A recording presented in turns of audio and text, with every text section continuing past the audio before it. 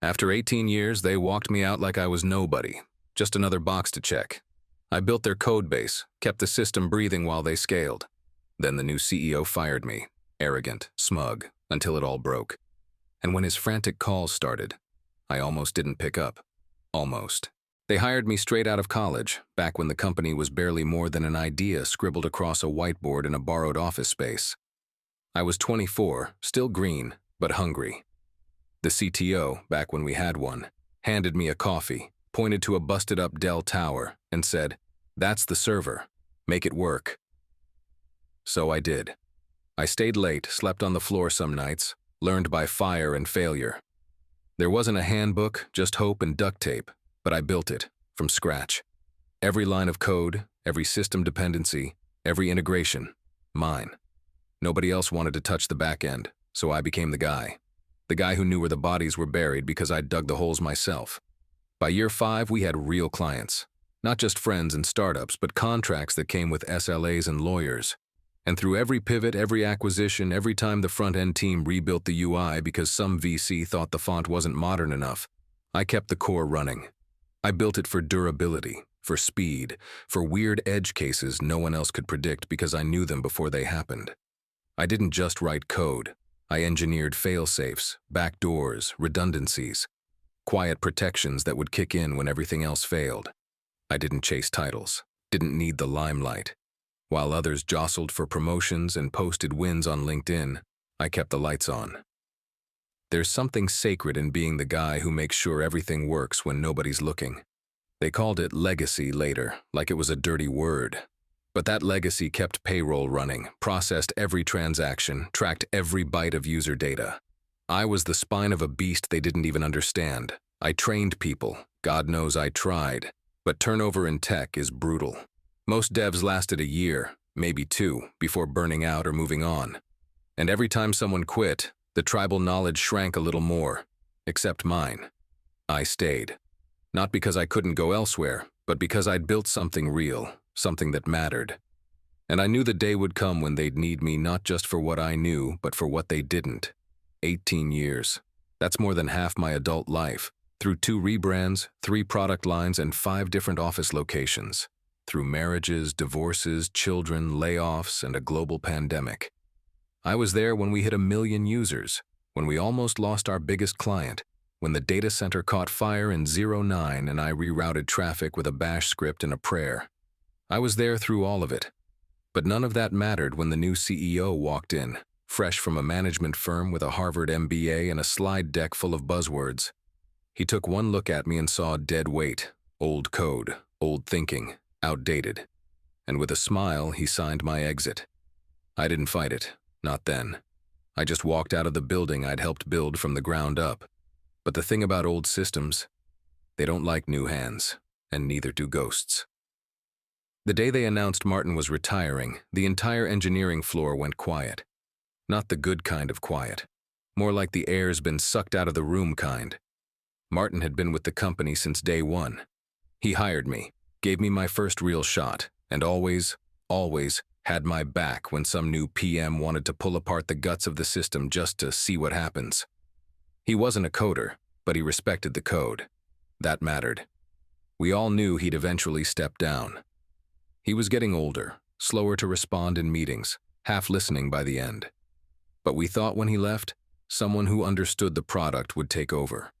Someone who knew we weren't just building a platform. We were running a living, breathing organism, duct taped together by 20 years of blood and edge cases. We were wrong.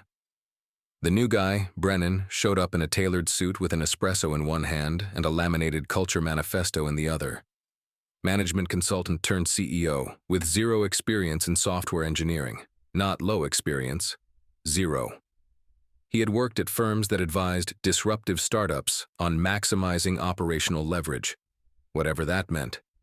He used words like synergy and velocity and value extraction. I didn't hear him say users once. At the first all-hands, he stood in front of a massive monitor with a slideshow titled Reimagining the Future. He talked about vertical integration, trimming the fat, and modernizing legacy operations. Everyone clapped politely. I just stared at the slide behind him. A diagram of our systems labeled with words like obsolete and over-engineered. He had no idea what any of it did. He didn't care. 2 weeks in, he brought in a firm he'd worked with before. A group of fresh-out-of-college consultants with big egos and bigger blind spots. They ran around the office holding iPads, interviewing teams like we were a dysfunctional family on a reality show. One kid asked me why the legacy billing engine hadn't been migrated to microservices. I told him because it processes 3 million transactions a day, and if you so much as sneeze near it, it breaks.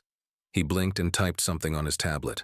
Brennan started cutting departments that didn't align with the new vision. QA was merged into development. Customer support got outsourced. Infra team was gutted. And suddenly, the same people who used to knock on my door for help were now pretending we didn't need guys like me anymore. He called us the old guard, with a smile, like it was supposed to be endearing. I watched it unfold like a slow train wreck. The new era wasn't about building. It was about breaking things fast and hoping no one noticed the wreckage. It was about dashboards and KPIs and whatever phrase they pulled from their latest leadership podcast. They didn't understand what kept the heart beating beneath the shiny new interface, and they didn't want to. I remember thinking, this won't end well. But I didn't know then just how bad it would get.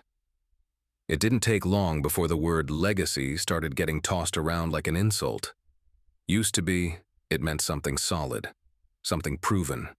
Code that had survived production for over a decade, scaled with us, carried load spikes and never buckled. Now it was said with a smirk. Legacy. Like it was a relic we should be ashamed of. The new devs arrived one by one, bright-eyed and loaded with fresh GitHub profiles and startup swagger. Full-stack ninjas, cloud-native warriors. Every one of them fluent in whatever framework was trending on Hacker News that month. They were fast, I'll give them that. Fast to refactor, fast to criticize, fast to assume they knew better than the people who'd kept the wheels spinning when nothing else worked. I'd sit in code reviews listening to them tear apart functions I'd written in 2008. Who wrote this monolithic nightmare? They'd ask, forgetting, or maybe not caring, that I was sitting 2 chairs down. This could be done in 6 lines with React and serverless. I wanted to ask them what happens when your 6-line magic breaks during end-of-quarter processing, but I kept quiet. Let them learn the hard way. They didn't see the hours I'd spent optimizing for edge cases. They didn't know that a particular switch case block was the result of a month-long investigation into an obscure bug that only surfaced on leap years. They didn't ask why things were done a certain way. They just assumed they knew better because it wasn't new, because it wasn't pretty. And leadership? They loved it. Brennan ate it up. This is the kind of disruption we need, he'd say after the new hires gave their weekly demo. Never mind that the shiny new billing module they showed off couldn't even handle a basic recurring subscription without crashing. It looked good on slides. It used modern architecture. It had Swagger docs and Kubernetes configs. So it must be better. Meanwhile, production was hanging on by threads. Threads I had woven, patched, reinforced, and understood in a way no one else did. But explaining that felt like trying to justify why a handwritten love letter means more than a text message. They weren't listening. They didn't care. Worse, they started actively removing my work, rewriting functions wholesale, gutting pipelines, ripping out logic because it's too hard to follow. Of course it's hard to follow.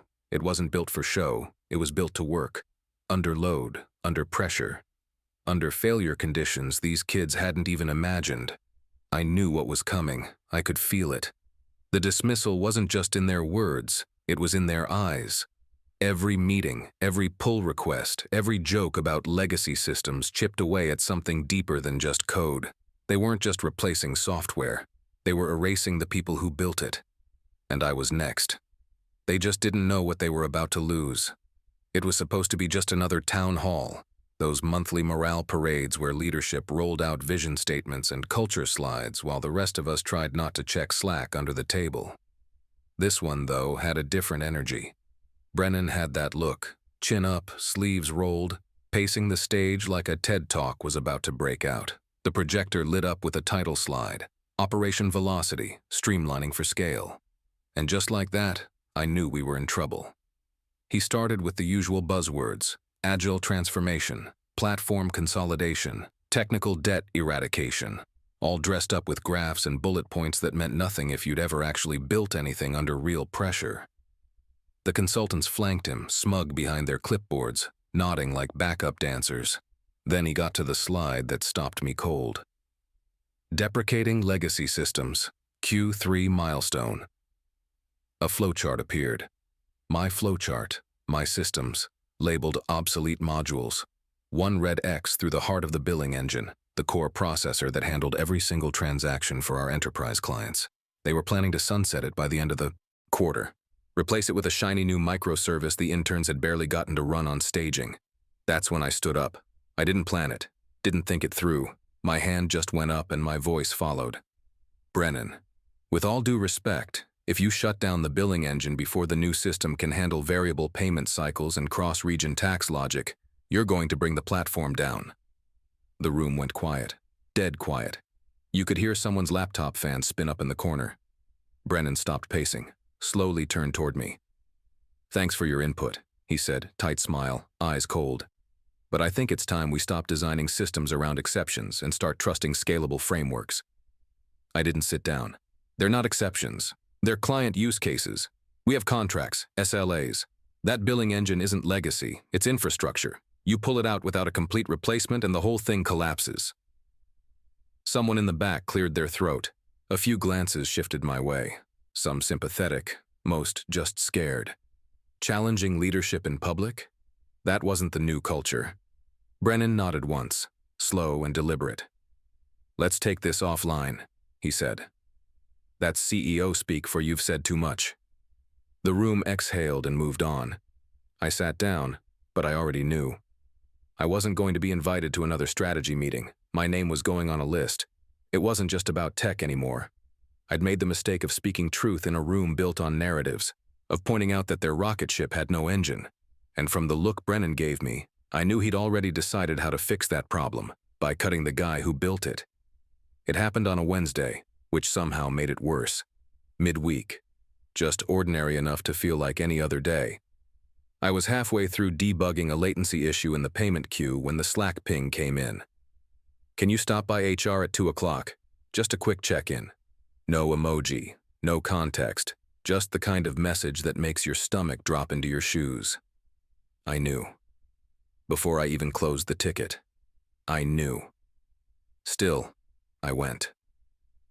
Walked down the hallway I'd walked 1,000 times before, past framed photos from product launches I'd helped make possible, past desks that used to belong to friends before they got replaced by efficiency hires. HR had moved into a smaller office since the downsizing. Glass walls, too bright, too clean, like a dentist's waiting room. The head of HR, someone I barely knew, like everyone else, gestured for me to sit. She didn't look me in the eye. We appreciate everything you've done over the years, she started. My stomach turned again. There's a tone people use when they're about to take something from you, and they want you to believe it's your fault. Due to a strategic shift in our technical roadmap, we're realigning resources to better support our product goals. She handed me a letter across the table. Neat company letterhead.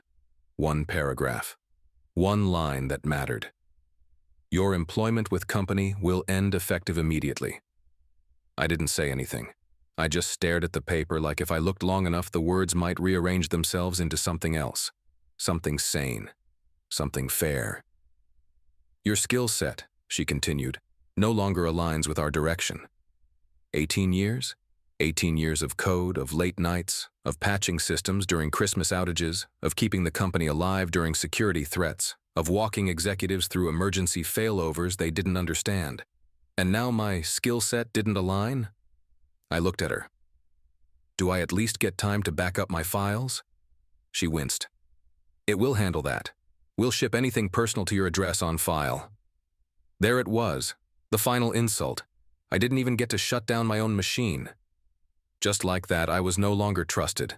No farewell, no handshakes, just a polite escort by a security guard who didn't even bother to make conversation.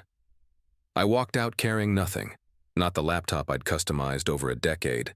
Not the coffee mug my daughter gave me with world's okayest coder printed in crooked letters. Not even my dignity. The worst part? Nobody looked up. Nobody stopped me. Nobody said anything. Not out of malice, just fear. They knew that challenging the narrative meant becoming part of it. Easier to look away. I got to my car and sat there, hands on the wheel, staring at the building I had practically helped build brick by brick in code. I wasn't angry yet. That came later. Right then, I just felt erased. But systems don't forget. And neither do the people who built them. After 18 years, I walked out of that building with nothing in my hands, but more knowledge in my head than half their Git repos combined. Not the kind of knowledge you document in wikis or leave behind in comments. The kind you earn by bleeding into a system for almost 2 decades. The kind that becomes instinct, muscle memory, ghost code. They thought because the code existed, it could be maintained. They didn't realize the code was only half of it. The rest, the real foundation, lived up here, in the space between logic and experience. Edge cases, patched hotfixes, buried flags toggled during an emergency 3 CTOs ago. No changelog captured those moments. No intern knew which of the deprecated cron jobs couldn't be deleted, or why one table was never to be touched unless you wanted to nuke reporting across all regions. There was a table called temp_invoice_calc_v3_bkp_final_final. It processed failed transactions that got stuck between billing cycles during leap years. Why? Because back in 2012, a leap year bug took down the pipeline for 3 hours and cost us 2 enterprise contracts. I built a failsafe in one caffeine-fueled all-nighter and forgot to rename the table. Nobody knew it existed, but it saved our ass 4 times after that. There was a script buried in an old deployment folder, regen legacy session keys.h. Seemed useless, but that one script got triggered automatically if our OAuth service ever failed. A lifeline I built after an outage during a board demo almost cost us Series C. Nobody asked why the system always bounced back within 60 seconds. They just assumed it worked. That was the problem. They assumed. They thought legacy meant broken. But to me, legacy meant battle-tested. It meant resilient. It meant surviving version after version, leadership change after leadership change, and still running clean. My code had dust on it because it worked so well. Nobody needed to touch it. What they didn't understand, and maybe never would, is that I didn't just build the system. I became part of it. I knew its habits, its moods, like an old mechanic who can tell what's wrong with an engine by how it sounds. I didn't need logging to know when a job had stalled. I felt it. The new devs? They had swagger, but no history. They talked big about refactors and modern stacks, but none of them had stayed long enough to understand what those changes actually cost. It's easy to critique when you haven't had to live with your own architecture through a Black Friday load spike. They erased me, but they didn't replace me. That's the part they didn't get. The code didn't just need to be read, it needed to be interpreted. And I was the last one who spoke that language fluently. They let me go thinking I was obsolete. What they didn't realize was, I was the ghost in the machine, and the ghost had just left the building. The first week after I got canned, I expected my phone to ring, not out of ego, just pattern recognition. I'd seen what happened when things broke, and I knew the systems they'd gutted weren't built to run unsupervised. I figured it'd take 3 days, maybe 4, before someone panicked. But the week passed, then another. Nothing. No calls, no emails, no LinkedIn messages tagged with urgent or hey, quick question. Just silence. At first, it was unsettling, like walking out of a building and realizing the world didn't even notice it was on fire. I kept my phone close, checked inboxes more than I care to admit, told myself I wasn't waiting, but I was. Somewhere deep down, I wanted the call that proved I wasn't crazy. That the warnings I gave in that town hall weren't just the bitter ramblings of someone clinging to old ways, but silence has a way of getting into your head. After a while, it doesn't feel neutral. It starts to sound like confirmation. Like maybe they really did replace me. Maybe those new devs figured it out. Maybe the legacy systems were never that complicated to begin with, and I was just the guy who made them seem harder than they were. Maybe I'd become what every engineer fears, irrelevant. I remember sitting on my back porch one night, beer in hand, watching the sun slip behind the trees and thinking, maybe they were right to let me go. That hurt more than anything, because I didn't think that way. I've always believed good systems deserve respect, and the people who build them do too. But sitting there in the quiet, doubt crept in like fog through a cracked window. I'd spent 18 years being essential, being the guy they called when things hit the fan. I wasn't used to stillness. I wasn't used to not being needed. There's a kind of grief that comes with being replaced, even if it's just a job. Especially when it's not just a job, it's something you built with your own hands. Watching it go on without you feels like betrayal. But worse, it feels like you imagined the whole thing was bigger than it was. That maybe your chapter ended, and the story didn't even blink. I started doing what engineers do when we feel obsolete. I tinkered, played with side projects, dusted off old code, rewrote parts of it just to feel the gears turning again. But the silence followed me. No alerts, no pings, no system breaking spectacularly enough to need the guy who remembered the undocumented fix. The quiet wasn't peaceful. It was surgical, and it cut deep. Maybe they got away with it. Maybe I was the dinosaur they said I was. But then came the first crack in the silence, and everything changed. It was close to midnight, and I was half asleep on the couch with some old sci-fi rerun playing in the background. Something from the era before streaming made everything disposable. My phone buzzed once, then again. I ignored it the first time. Probably some two-factor ping from a forgotten account. But the second one made me glance over. Unknown number. Area code matched the office. Hey, quick question about the billing engine logic. Where is the override file? I stared at the message for a few seconds, then let out a slow breath. Of course. It was one of the junior devs. I recognized the tone even if I didn't recognize the number. Polite, casual, hoping not to admit just how bad things probably were. I didn't reply. Not because I was angry. Not because I wanted them to suffer. But because I'd seen this movie before. You give one answer, they ask for two more. Before you know it, you're debugging over Slack for free while the same people who fired you slap each other on the back in their morning stand-up. Besides, they didn't ask the right question. They never did. The override file wasn't just a file. It was a trigger, buried 4 layers deep in a permissions-based shell script, tied to a deprecated scheduler that only kicked in when 3 very specific flags aligned, like a software eclipse. It wasn't documented anywhere. Why would it be? It was never supposed to be used. It existed as a failsafe, built during a financial reporting firestorm 5 years ago when our biggest client's invoicing system nearly tanked our quarter. I'd patched it together with just enough elegance to work and just enough obscurity to keep rookies from pushing it accidentally. But that's the thing about legacy code. It isn't just old, it's layered. It's lived in. And the logic behind why things are the way they are gets buried under years of patches, priorities, and panic fixes no one writes down because they're too busy trying to keep the damn thing alive. They thought they could rip out the billing engine and replace it with some shiny microservice built in sprint cycles by devs who measured progress in lines of code instead of uptime. They thought documentation would make up for experience, that clean diagrams could replace institutional memory. Now here they were, texting the ghost they'd exorcised, hoping I could point them to the skeleton key before the system choked on itself. I set the phone face down on the table and went to bed. No response, no reaction. Just a flicker of something in my chest I couldn't quite name. Not satisfaction, not revenge. Maybe recognition. The first whisper that they were starting to realize what they'd lost. And I hadn't even said a word. The call came just after 7 a.m., a time Brennan likely thought would catch me before I had the good sense to ignore him. The screen lit up with a number I didn't recognize, but the transcription preview gave him away before I even heard his voice.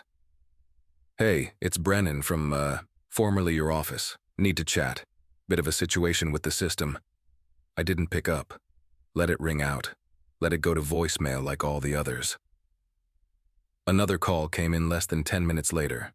Same number. Then another. Then a voicemail finally dropped. Hi. Look. I know we didn't part on the best terms, but we've run into a bit of an issue. There's a billing problem. Actually a pretty big one. Clients are reporting errors, some invoices aren't processing, others are duplicating, and, support's flooded. The new team can't trace the issue. I'd really appreciate it if you could call me back. We could work something out, financially. Just, please, we need your help. I played it twice. Then I laughed. Not the joyful kind, the quiet, disbelieving kind. The kind you make when the fire you warned everyone about finally burns the building down and someone comes asking if you still have the hose. I made a pot of coffee and sat by the window while the sky warmed up with sunrise. The phone buzzed again, this time a text from a number I did know, one of the old QA leads. Hey man, not sure if you've seen, but billing's imploding. Payment cycles are out of sync. Nobody can find the failover. You around? I was. But I wasn't moving. They had deleted my access, deleted my presence, pretended like my work was some kind of outdated problem rather than the foundation they'd stood on for nearly 2 decades. And now the foundation had cracked. It wasn't just invoices. I knew what came next. The cascading failures. Once billing misaligns with inventory, the system flags accounts as delinquent, cancels orders, shuts off customer access. Then come the support tickets, the refund demands, the client calls with lawyers on speakerphone. I'd seen it before, almost, but I'd always stopped it in time. I was the fail-safe. They cut me loose. Now there was no net. I poured my coffee, walked outside, and took a slow breath. Cool air, quiet morning. Not my fire to put out anymore. They built a rocket and sawed off the navigation system thinking autopilot was enough. Now the CEO was pressing the panic button, only to find the person who installed it no longer answered calls. He'd learn. They all would. I didn't block his number. I didn't even delete the voicemail. I just let him sit in the silence I used to fear. Funny thing about silence, it gets a whole lot louder when you're the one who started the fire. By the afternoon, my inbox looked like someone had flipped a switch labeled desperation. First, it was a trickle. 2 or 3 messages from unfamiliar names, junior engineers and project managers trying to stay calm while their world fell apart. Then it turned into a flood. The subject lines told the whole story. Quick question about legacy processor. Urgent. Billing thread not terminating. Client data duplication. Need insight ASAP. You're the only one who can help. They didn't even bother with introductions. No pleasantries. Just straight into the fire. I scrolled through dozens of them, most barely coherent, panic bleeding through the pixels. Some tried flattery. We've always respected the depth of your architecture. Some were more transactional. We can offer you a short-term consulting fee, whatever you need.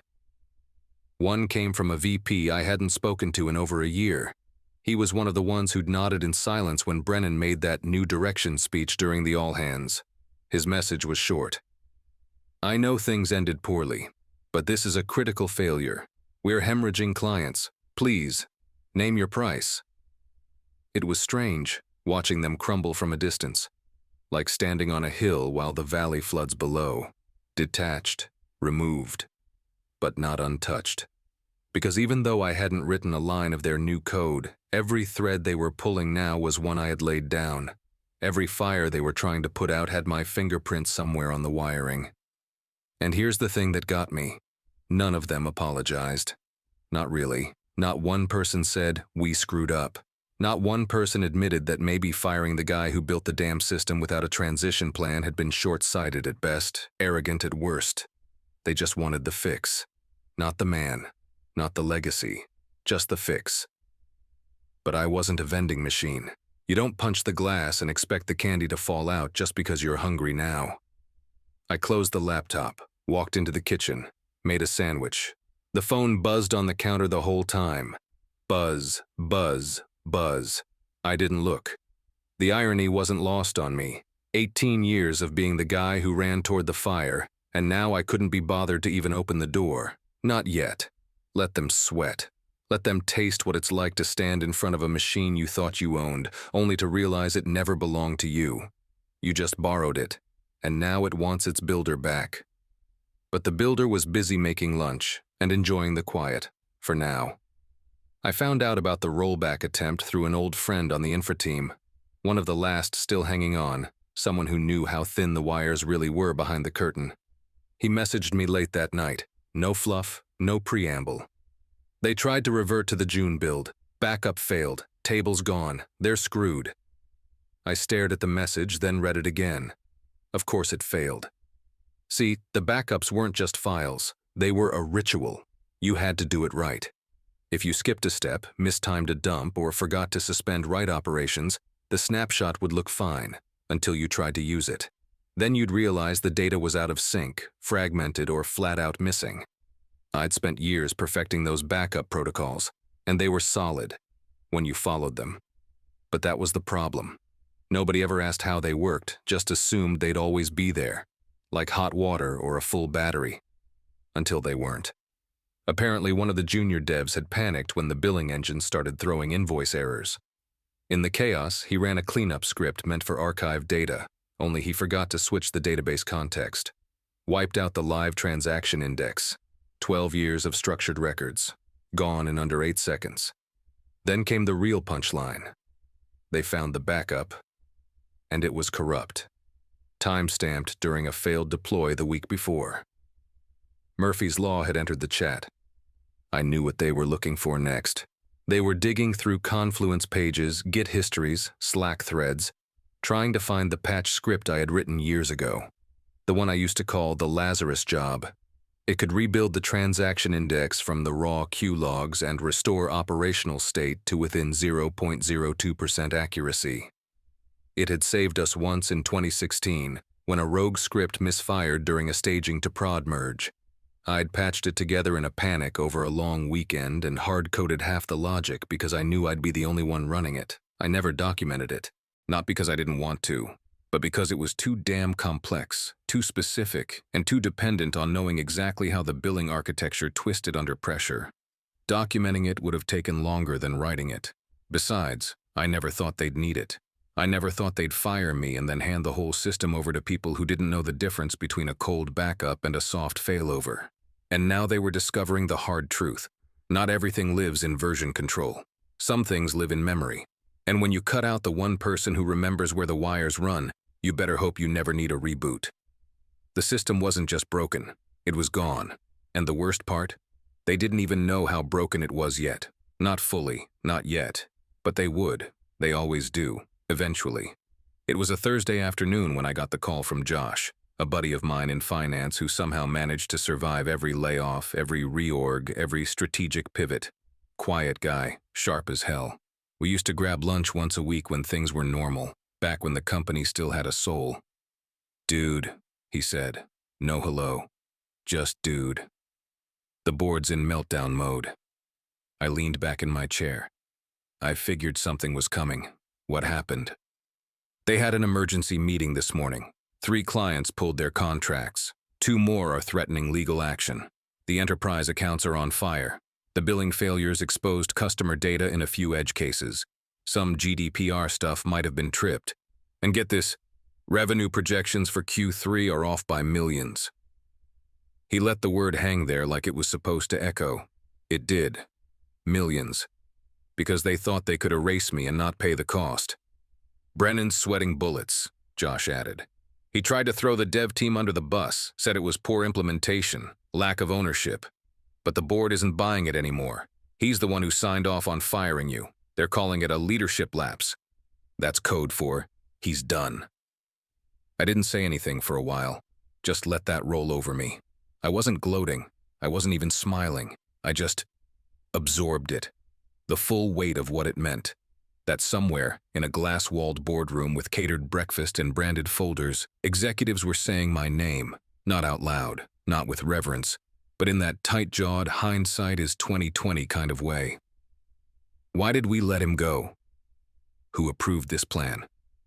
Who signed off on rewriting systems we didn't understand? Josh kept talking. One of the VPs said it was like someone cut the brakes and then asked why the car didn't stop. I think they're trying to find a way to recover without a full-blown investor panic. I pictured Brennan, collar loose, trying to explain microservices to a room full of people who cared only about revenue, reputation, and runway. No buzzword in the world could save him now. They're floating your name, Josh said, almost carefully. Not for a full return, but maybe a consulting role, quiet, under the radar, just to stabilize things. I laughed. Not out of humor. More like muscle memory. Let them float, I said. I'm not rushing to clean up their mess. Josh chuckled. Didn't think you would. Just figured you should know. You were right. I ended the call and sat there for a while, staring out the window. The board had finally noticed what leadership ignored. You can't rebuild a house when you fired the guy who knows where the foundation cracks are. They let Brennan swing the axe. Now it was circling back for him. And me? I hadn't lifted a finger. Yet. The name hit me like a jolt when it lit up on my phone. Martha L. It had been years since I'd seen her name outside of old meeting invites or archived emails. The CEO before Brennan. The one who hired me during the company's scrappy days. The one who didn't understand everything I built, but respected that I had built it. I stared at the screen until it stopped ringing. I didn't answer. I needed a minute to breathe, to remember what it felt like to be spoken to by someone who didn't treat you like a piece of outdated software. A few minutes later, a text came in. I heard what happened. Can you meet? Just lunch. No pitch, no nonsense. We picked a diner outside the city, neutral territory, nothing fancy, just coffee, quiet booths, and a jukebox that hadn't worked since 2004. I got there early, because I always do. She arrived 5 minutes late, still wearing that same power blazer from the old days, like the world hadn't caught up to her yet, and probably never would. Glad you came, she said, sliding into the booth across from me. No handshake, no performance, just a genuine look in her eyes. You hear about the mess? I asked, keeping it casual. She smiled, but not the happy kind. Everyone's heard. You're not just a footnote anymore. You're the hinge. I sipped my coffee. So what's going on behind the curtain? Martha exhaled slowly. Brennan's on borrowed time. The board's furious. They're not just losing money. They're embarrassed. You know how much that matters to people in suits. This wasn't supposed to happen. They were sold a vision. Streamlined ops, modern systems, scalable architecture, all that garbage. And now? I asked. Now? She leaned in. They realize none of it works without the guy they pushed out. They're quietly trying to reverse engineer your systems, but it's not working. They're scared. There's talk of external auditors, possible lawsuits, a full-blown PR fire if any more client data gets exposed. I leaned back. So why are you here, Martha? She didn't flinch. Because I know how this works. They'll crawl back, offer you some deal, spin it like they're doing you a favor. I'm telling you now, don't let them. You built half that company with nothing but duct tape, caffeine, and a bleeding sense of duty. Don't sell that short. I didn't expect that. I didn't expect her to care, let alone show up. They want me to clean up the mess, I said quietly. But they still don't want to admit they made one. Exactly, she said. So when they call, and they will, you don't just fix it. You write the terms. You name the price. You make them remember who built the house they're trying not to burn down. Lunch ended. She paid. Said it was the least she could do after 18 years of my service. I watched her walk back to her car, her shoulders squared like always. Martha didn't ask me to save them. She reminded me I never needed their permission to begin with.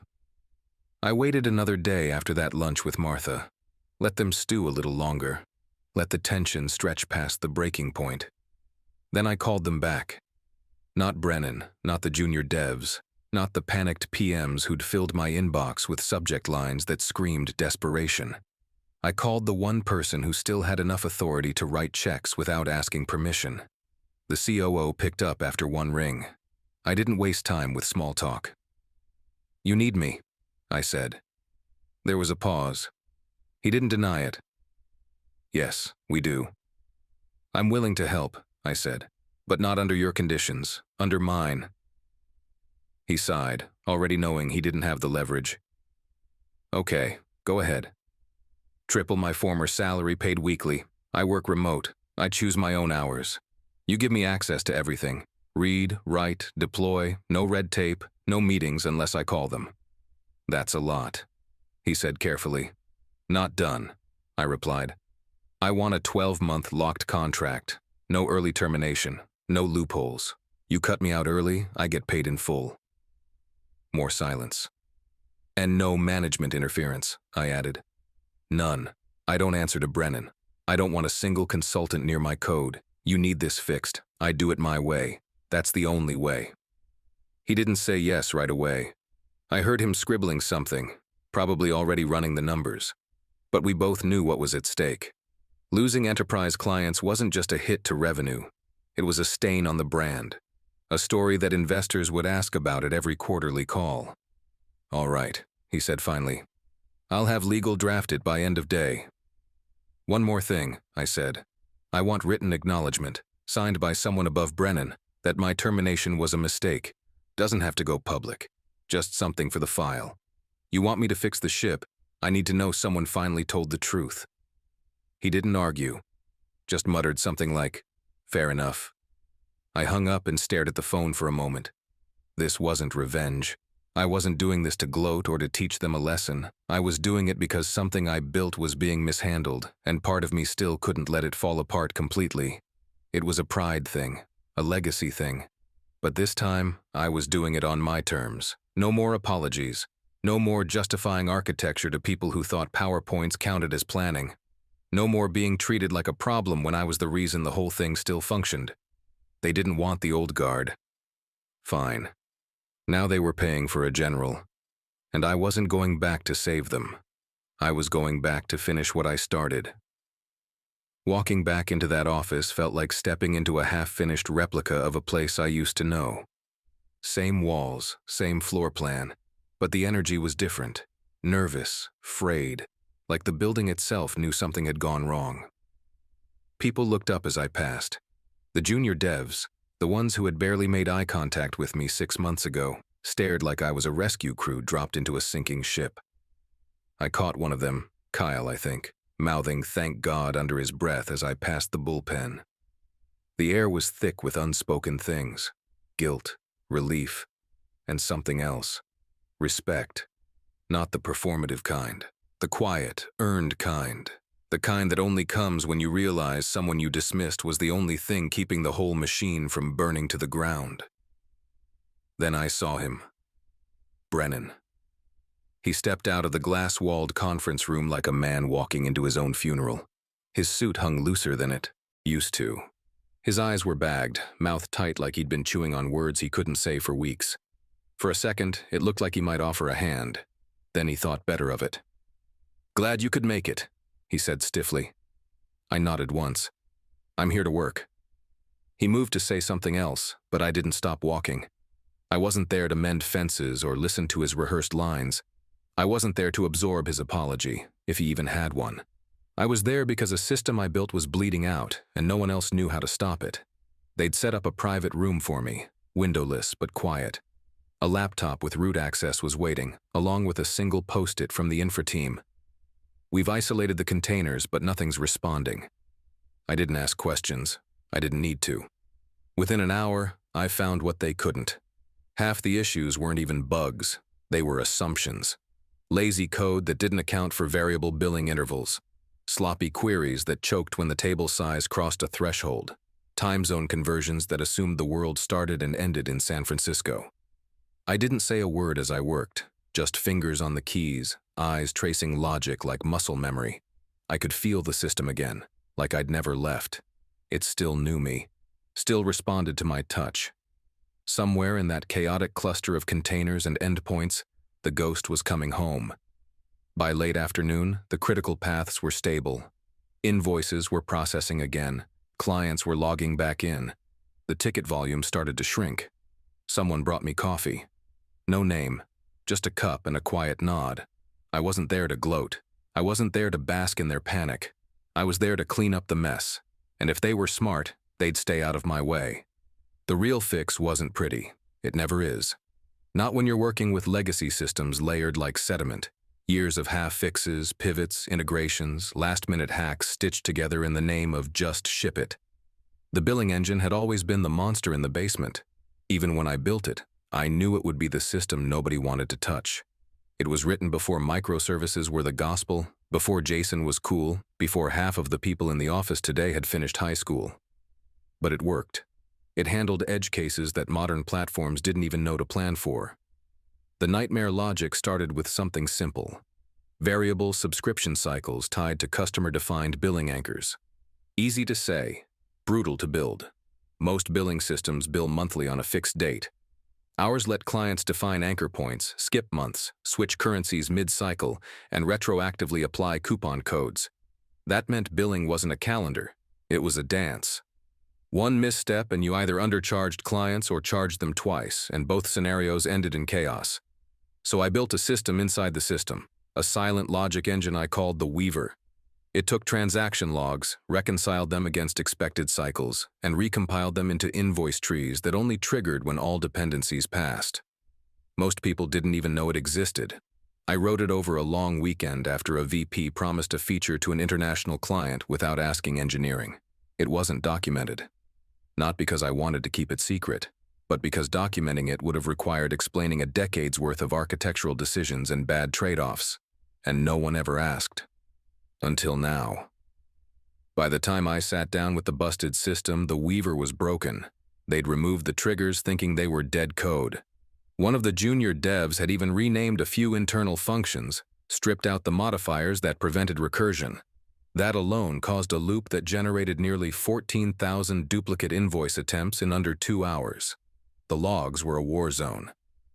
I spent the first 12 hours rebuilding the map in my head, how the threads used to connect, how the dependencies aligned, how the error handlers functioned as silent guardians. Then I got to work.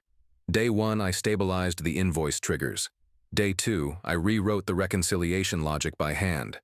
Not because I had to, but because it was faster than untangling what they'd layered on top of my original work.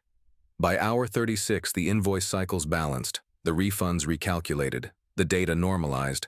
The Weaver was alive again. No one else could have done it. That's not ego, it's just reality. I didn't write clean code, I wrote purposeful code. I didn't optimize for readability, I optimized for survival, for edge cases and emergencies and things that didn't make sense until they were already burning. And now it was whole again.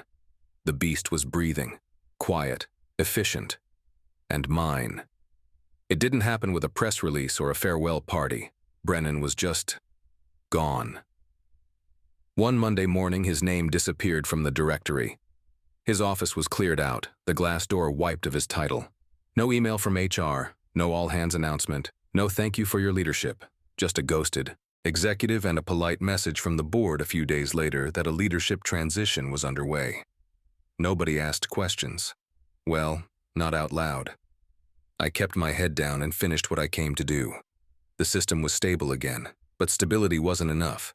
If I walked away and left it in the same brittle state, operational but misunderstood, then this whole mess would just repeat itself a year down the road. So I did something I'd never had the time or support to do before. I documented everything, every module, every edge case, every function that looked stupid until you understood the 10-year-old bug it was guarding against. I built diagrams, flowcharts, interactive sandboxes. I even made video walkthroughs explaining legacy logic like I was teaching a course. And I didn't do it alone. I handpicked a new team, people who wanted to learn, not just rewrite. Engineers who asked why before reaching for a pull request. I taught them how to respect the old systems, not out of reverence, but because those systems were still running parts of the business no one had dared to replatform. We paired on code. We revisited modules everyone had labeled scary. We rewrote what needed to be rewritten, but we also preserved the core, the bones that had held up through a decade of chaos. By month 6, we had full test coverage on the billing engine for the first time in company history. By month 9, we'd refactored the Weaver into a modular, auditable service, with documentation, rollback plans, and even onboarding notes for whoever came next. By the time my 1-year contract was up, the platform didn't need me anymore. That was the goal. On my last day, the new lead engineer, kid named Sam, sharp as hell, walked me to the elevator. "I know we screwed this up," he said, "but thanks for coming back, for not burning it all down." I smiled. Was never about revenge, just about doing it right. He nodded and I stepped into the elevator, my bag slung over my shoulder, one last glance at the place I'd once built from the inside out. They'd tried to erase me, but now I'd left something better than code behind. I'd left understanding. And that's the only fix that ever really lasts. I walked out of that building for the last time under my own power, my own terms, with the sun warming my shoulders and no one escorting me to the door. No box in my hands, nothing taken, nothing owed, just clean closure. That's a rare thing in this industry. The final push had wrapped up the week before. Systems stable, clients retained, lawsuits avoided. Brennan's name hadn't been spoken in months, like a curse you stop saying out loud once the storm's passed. The new team was confident, not cocky. They knew what they were walking into now, knew the history. That mattered. They offered to extend my contract, 6 more months, name my rate, but I declined. Not because I couldn't stay, because I didn't need to. That chapter was done, and I had written the last line myself. I stopped at the coffee shop across the street on my way out. The barista asked if I wanted my usual. I smiled. Not today. I ordered something new, sat by the window, watched the office building from across the street. Not as a battleground, not as a monument, just a place I used to belong to, and for a long time helped keep alive. I thought about all the time I'd spent trying to be indispensable, keeping everything in my head because I was too busy, or maybe too afraid, to let anyone else in. And when they cut me loose, it hurt. Not just because it was unfair, but because it made me question whether all those years had meant anything at all. They did. Legacy matters. Not because it's old, but because it carries the lessons newer minds haven't had the time to earn. It's easy to dismiss what you don't understand. It's harder to maintain respect for the things that made your success possible. Respect cannot be automated. You can't plug it into a dashboard or track it in a sprint. It's something you show when you pause before refactoring a block of code that's worked longer than some careers. When you ask, why, before what next. When you treat the people who built the road as part of the journey, not debris in your path. And walking away? That's the hardest part. But sometimes it's the smartest line of code you'll ever write. Not because it closes something, but because it finally lets something else begin. I left that company not bitter, not broken, but clear. I didn't burn the place down. I rebuilt what I could, taught who was willing, and walked out with my name intact. Legacy isn't just what you leave behind. It's knowing you had the courage to leave it all.